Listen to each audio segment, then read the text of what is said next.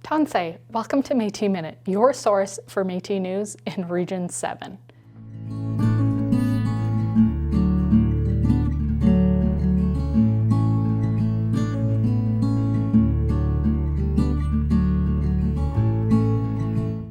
Hello, I am your host, Samantha Loney, and today we are going to be going beyond Region 7.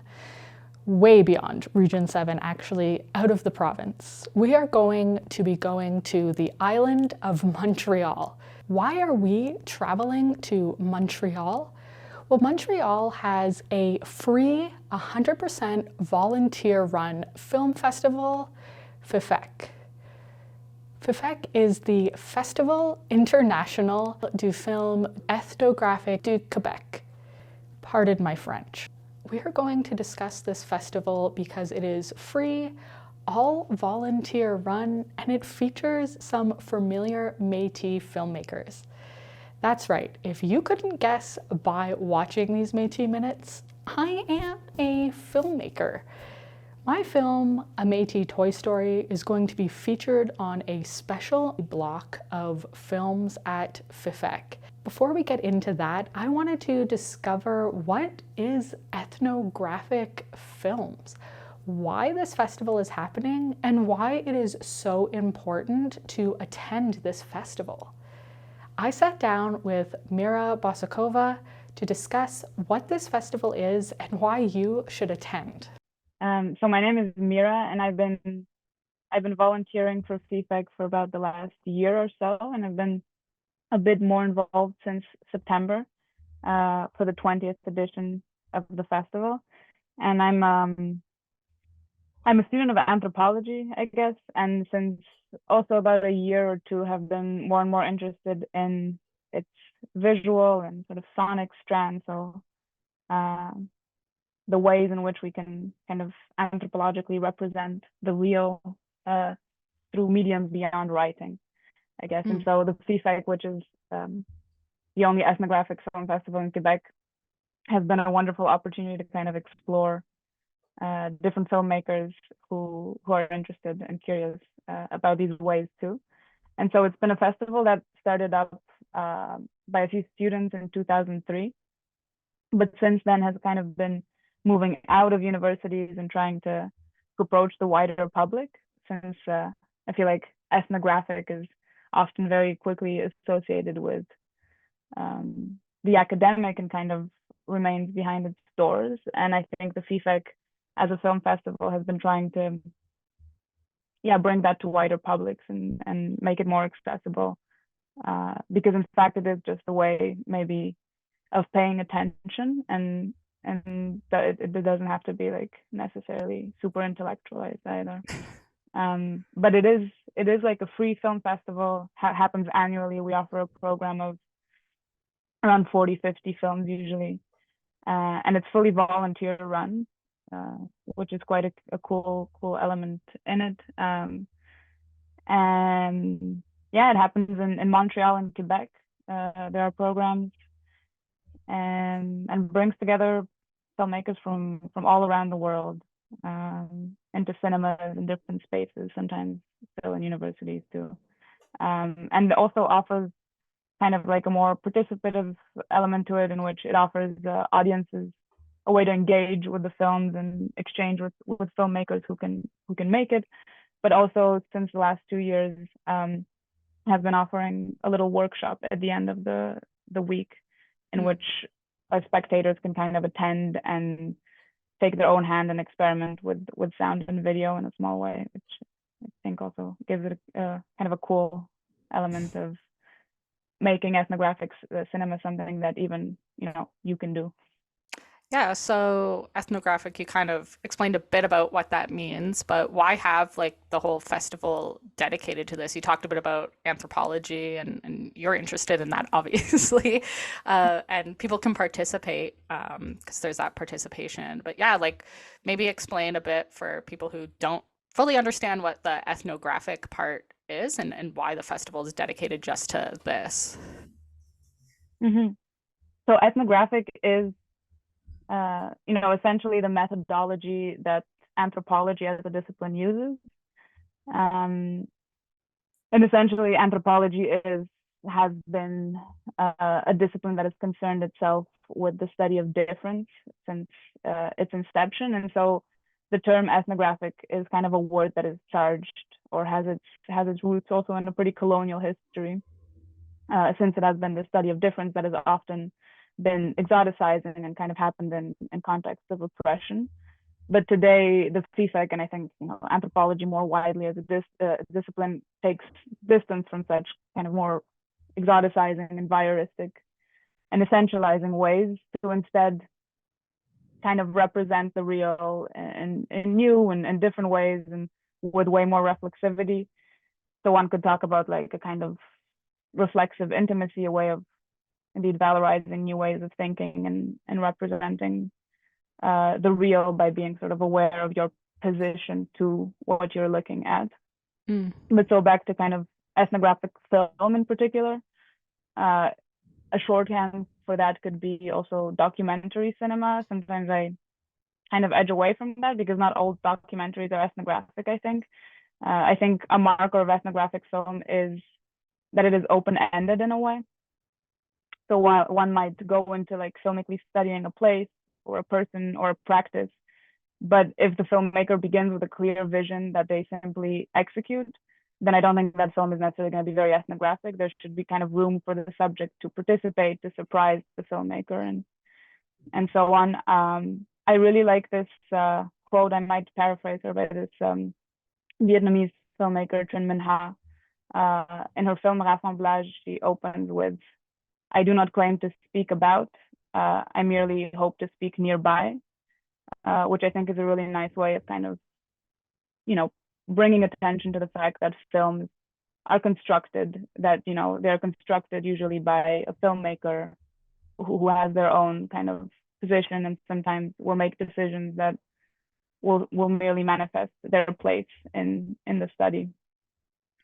Sometimes I also refer to it as slow cinema, ethnographic cinema, at the risk of kind of putting off some viewers, but simply because there is like a durational element to it, and maybe that's in the durational shot or simply in the time spent on a project. So ethnographic studies, whether visual or not, are usually distinguished in the fact that they happen over a larger span of time. You don't just go somewhere and perform a study, use your tools and methodologies, but rather also spend time, immerse yourself in an environment, and let kind of the subject reveal itself to you in a way.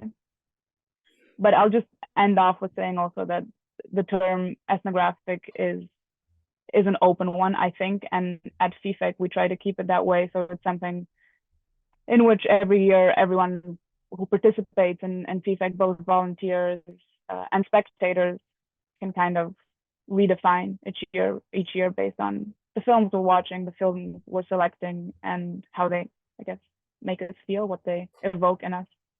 Yeah, and I think because we have a lot of Métis listeners and viewers, but yeah, I think like for me when I heard ethnographic, like we'll have Jack and I'll talk about this with Jack when Jack comes on.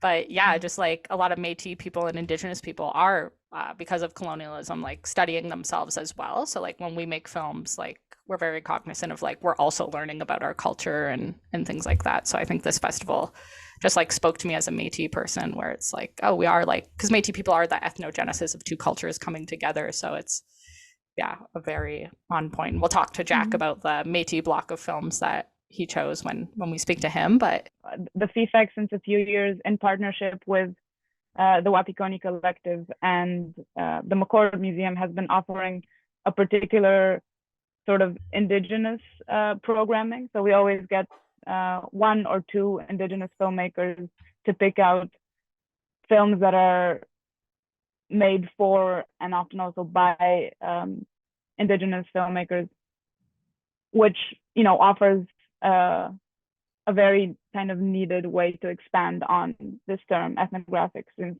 as I began, it has been and still is in a way often rooted in kind of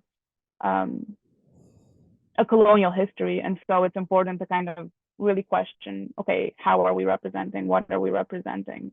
What do we want to be representing, and so on. So it's really cool. And this year Jack has been on for the Indigenous programming and has selected a wonderful collection of films. And yes, after each screening, there will be an opportunity also to be in conversation with some of the filmmakers. And yeah, so I think that'll be really exciting too. Yeah, I'll be there May 10th. But yeah, so let's talk a little bit about the theme of this year's festival. It's remembering and memory. So why was that chosen as the theme for this year? So this year is the 20th edition of FIFEQ. It feels kind of like an opportune moment to maybe pause and kind of look back. And from there, we decided that we can turn that more fundamentally into, sort of like a red running line for the films. Of course, they diverge in the ways that they approach memory. It can be, acts of remembering. There are films that look at also the role of forgetting, practices of remembering and forgetting kind of co-constitute one another, how we choose to represent our past. In particular, the Indigenous programming also has a sub-theme that Jack will maybe say more about, which also explores ways of kind of representing the past. And, the past has been and can be represented by different kind of actors. There are perhaps parts of the past that we do not want represented. And so a lot of the films kind of engage with these questions. And yeah, offer kind of a slowness in which we might stop and ask ourselves, how do we want to look back and what do we see when we turn back? Obviously, I'm a film lover, so I love attending film festivals. But why should people go out and attend this year's festival? So I think the FIFEQ offers, as I said earlier, like a really accessible way to kind of touch a slightly otherwise way of filmmaking, a slower approach, often also experimental in a way that can actually come out quite funky and surprising. It's a type of cinema that is participative, and so it's a wonderful program that will offer a sort of introduction to this more kind of alternative and experimental way of using video and sound. It takes place across cinemas in Montreal, in certain university halls as well. There's a way to also experiment with the materials at the end of the week, if you're interested. Our opening night will also include a performance by dancers and musicians, as well as our closing night, which will happen on top of the Rialto theater, which I think will be very exciting. So it's just I think a wonderful fuzz of an event to maybe explore something new, or just get to know our newest ethnographic filmmakers around the world. I think there are some really cool films to see. Yeah, and of course it's happening May 7th to 12th in Montreal, but it is free. But is there a way that people have to get tickets? Like, how can people attend these films? Right, it's totally free. The only tickets we sell are for the opening night, which will be a screening at Cinéma Moderne. And the ticket includes also a dinner later for our evening at the Ursa, where the performances will also take place. And so that's the only ticket that one would have to buy. And then for the sound and video workshop that we're organizing at the end of the week, that has limited capacity. So it's 15 people. So if you'd like to reserve a spot, you can find information on our website, which is fifeq.ca. Thanks so much for having us today. And yeah, I hope we see you all at the festival. I would like to give a special thanks to Mira for sitting down with me and discussing this amazing opportunity to see ethnographic films. I wanted to sit down with a special curator and filmmaker who had a hand in curating the films at this festival. Jack Belhemeur is a Métis filmmaker from the prairies. I sat down with Jack to discuss two blocks of films that he had a hand in curating. The first is May 9th, and that is a block of Indigenous films with Wapakoni Mobile. And the second is May 10th, where you can find my film and Jack's film. So without further ado, I'll let Jack explain a bit more about what went into curating these blocks of films and why they're important. Well, thank you, Jack, for joining me today. Anybody who's listened to the Traveling Métis podcast will recognize Jack's voice. But for those who haven't maybe listened to our previous episode on Traveling Métis about storytelling, maybe if you want to explain who you are and your role in FIFEQ, the film festival that we're going to be talking about. So I am a returning guest on this podcast. I'm very honored. Thank you, Samantha. And thank you for having your film as part of the programming that we've created at FIFEQ this year. So I'm a filmmaker, I'm a Métis. My lineage comes from the Red River settlement in Manitoba, and my family is part of the Métis Nation of Alberta. A lot of them living in the Buffalo Lake Métis settlement. I'm also a filmmaker. So on the last episode that I was in, I explained a lot about my background in filmmaking and how I've been working in film festival adjudication and programming for the last going on 3 years now. So that's been going really well. And some of the things that I've been able to do since the last episode, I mentioned I was going to Australia at that point. So since then, I've gone to London, England, with the Native Spirit Festival. I curated a program of Indigenous films in partnership with Wapakoni. And just to reiterate, Wapakoni is a nonprofit organization that fosters Indigenous filmmakers and artists in their professional development when it comes to filmmaking. So I was able to collaborate with a festival in the UK and create a program of Indigenous films. And something I did that I thought was pretty unique, that I don't see anyone else doing, is naming it in Michif. So it's the Métis language, Michif. So that program, since we were taking stories, Indigenous stories from Turtle Island across an ocean to England, and screening them there, and it's all about storytelling. I named that program Porchu Achimau, and I don't know even if I'm pronouncing those words correctly because I'm not like a language expert, but it's very important to me that I was able to do that. So Torchu Achimo translates in Michif to turtle. He tells stories. So the program was called Turtle Island Tales, but I wasn't able to translate that exactly to English to Michif. But I thought Torchu Achimo, Turtle He Tells Stories, summed it up, right? So with this new program with FIFEQ, originally there was two curators. There was myself and another artist, but he became very busy with his beading, and he was becoming very, very successful in his craft. So he had to pull out, and it was unfortunate, but it gave me a little bit more freedom and sort of carte blanche on the programming. So I could really design this from scratch on my own, and it gave me also that freedom to give it a name again in my own language.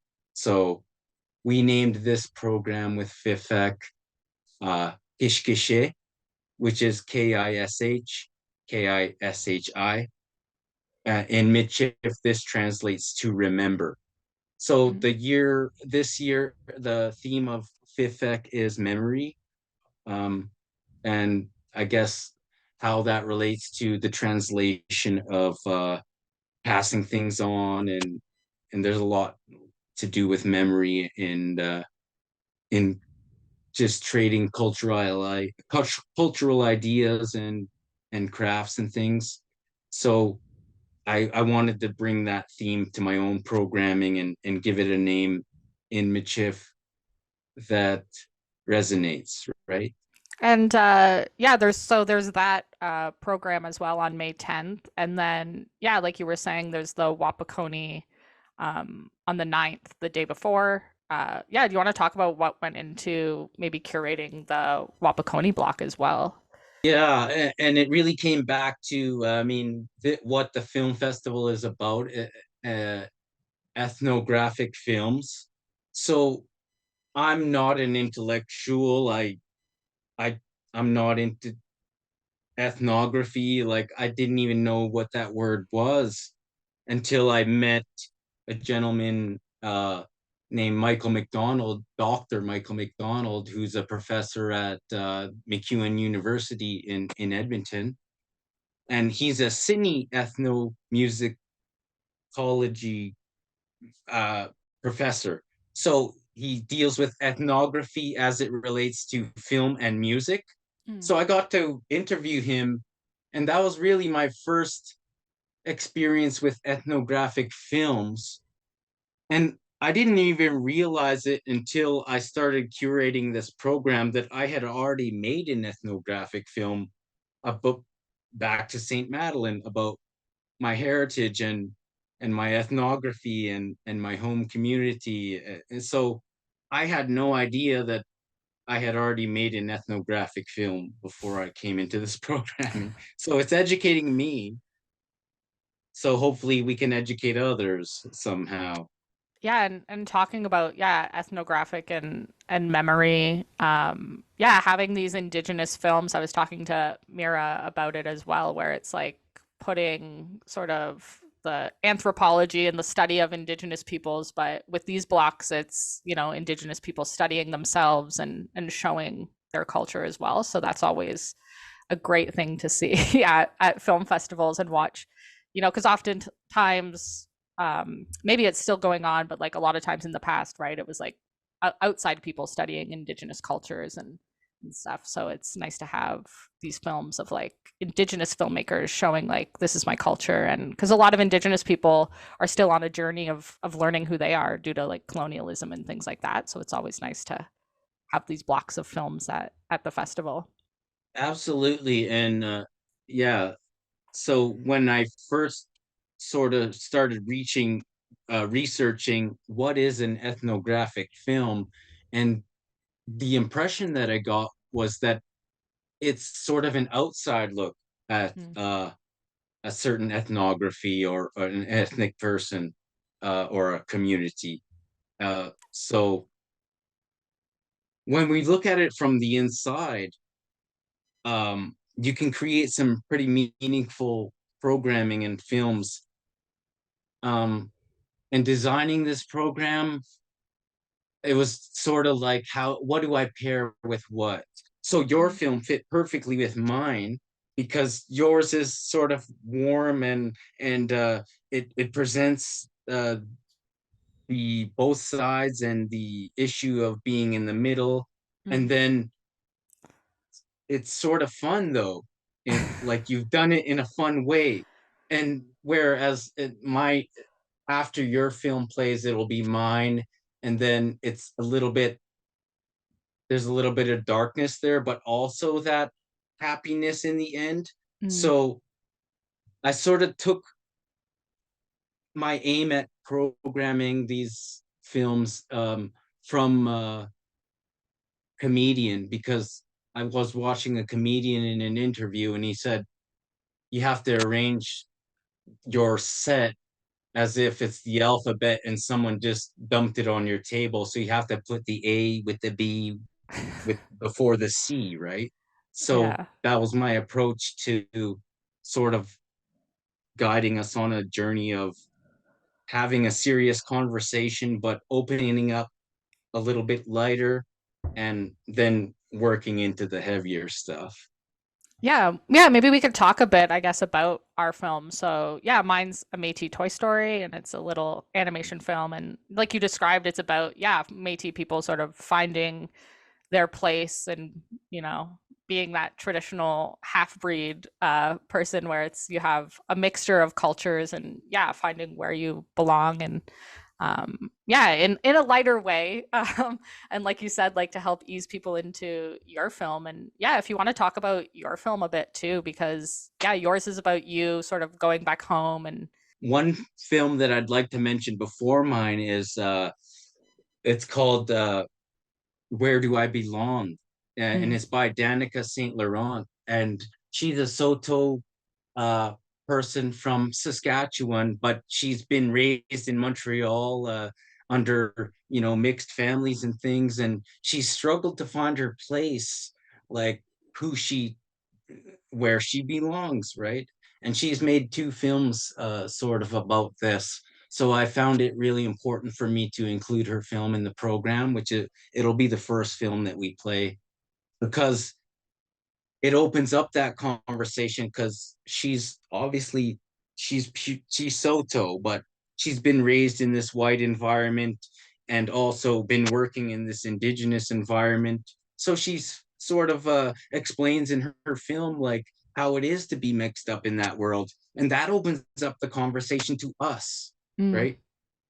So I thought that was important for me to mention. Shout out Danica. Yeah, no, I think yeah, identity is definitely something a lot of indigenous people living in this world are struggling with, right? Especially if you don't grow up in your home community. So I think like that's always yeah, a great conversation to have. And even I think it's a broad, you know, issue that a lot of people that just in the world have is just like your identity and finding, especially now the way the world's moving and we're sort of agreeing that society's not the greatest uh, thing that we've built right now. So I think a lot of people will be able to relate to these films. But yeah, especially yours, because you go back and discover your family history and learn more about this like community that you come from. So yeah, maybe if you want to talk a bit about going back and how that process was. Yeah, it's important because I grew up, I identify as a city boy, you know, and then all of a sudden when I'm going back to this very rural place where there's just a windmill and a field and to know that my ancestors were there, like, and there was houses and a store and it's no longer there, and it's just the importance of what I'm trying to do with these programs and telling these stories is to create parallels to other communities. Like I'm sure you recently traveled to New Zealand and you probably heard some stories that mimic or are parallel to Canadian stories Mm. in Indigenous communities or Métis communities like road allowance communities and things. You know, Yeah. so I thought I should open up the conversation as much as I can with my film. That's my goal. Yeah, I was at Maryland and seeing all those Indigenous films, and they were international Indigenous films as well. So just seeing how similar Indigenous people across the world are to each other with the effects of colonization and people rediscovering their culture. And it was a great experience to just, yeah, watch some films and learn that we are all connected in this weird colonial, you know, unfortunately it's through colonialism, but we're all connected to that, you know, being disconnected from our culture and finding, you know, how we connect to our ancestry and things like that. So it was a great, yeah, experience. And I think your film and obviously the films you've curated hopefully will open people's eyes to that too and bring people together more, I think.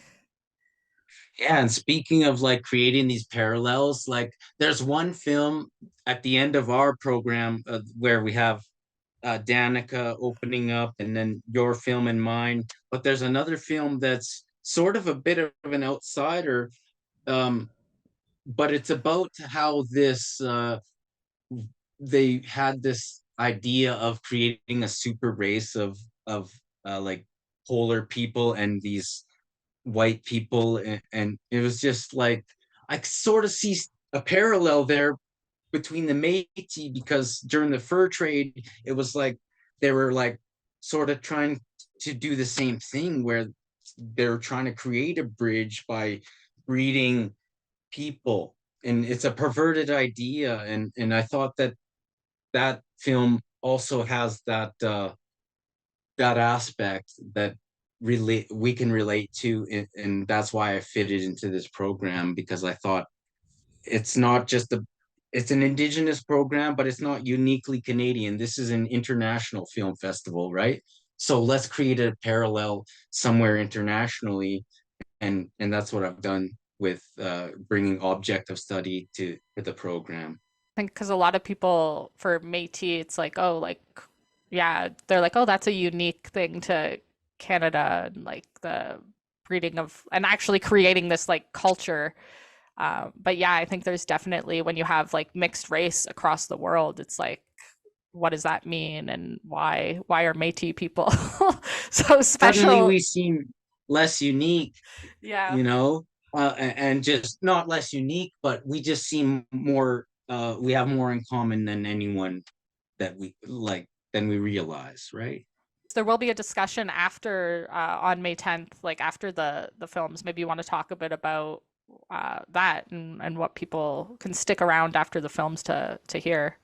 We're going to talk about our films just like we're doing here now, but we'll engage with the audience so they'll be able to ask us questions that they conjure up during the program. That how do these films all relate? Um, and who knows what kind of questions they're going to come up with. That's the beauty. Something we've missed when everything went online for a bit there.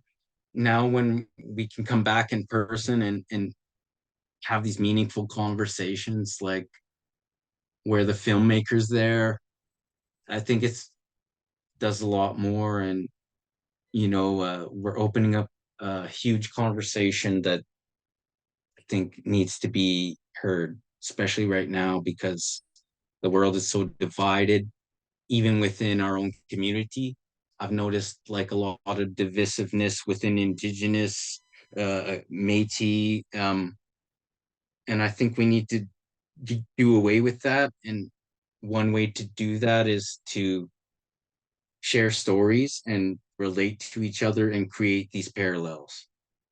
Yeah, I think you're right. Yeah, having these conversations and like the opportunity after these films to because I was talking to when I was talking to Mira, it was like, yeah, the purpose of this film festival and these films are not to provide the answers to everybody, but to help start conversations and to have the audience think about these things that are happening going on in our world. So I think, yeah, having these discussions after the film is, yeah, a great way to engage the audience and get them to say like, how did this film make you feel? And, like, what do you think of this? Because as filmmakers, we're making these films from our perspective, right? And our history. And we don't know how an audience is going to relate and what thoughts this is going to like provoke in them. So it's always interesting, like you said, to have the audience there and to be able to get feedback from them and how did this make you feel and how did you relate to this film and things like that. So that's a great opportunity.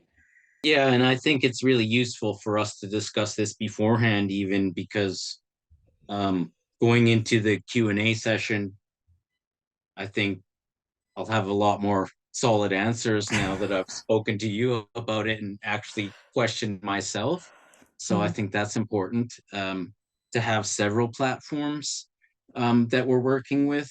Uh, like I said, I'm huge into comedy, and then I see so they have several different platforms. It's not like they're just presenting their comedy set or we're just presenting a film. We have to be on different platforms and to get our word out, because um it's just so useful and engaging. I could listen to your podcast for hours on end, and it's not about me, it's about us, it's about Mm. the community as a whole. So if someone has an appreciation for that, then they'll listen in or they'll come to the screening, and that's really the audience we want. Yeah, why should people head out to the festival and see these films? I've been to these venues, and they're really great. Um, it's a lot of fun to go out in Montreal. Like, they have such a good cinema culture, and it's something I'm missing here. Like, I travel to Montreal all the time to participate in that cinema culture, and I'm not a francophone or any sort of local indigenous tribe, like, but I'm coming there to engage with them and share my story from the West. And one thing that I noticed with Wapakoni, they're from originated in Quebec, in Montreal, but they are trying to work hard to engage with the Indigenous population in Canada as a whole.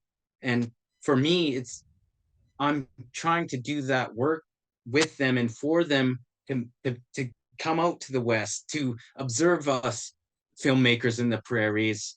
The problem is sometimes they don't have enough attention because they're doing great work, but they want people to submit to their programs from the West, from the prairies, Indigenous people, Métis people, but a lot of their focus is in Montreal. So I'm trying to change that. I'm the Métis guy from the West, like, who's promoting them all the time and telling people to work with Wapakoni for the work that they're doing that I see we need in the West. So I think it's all about cooperation and and working together.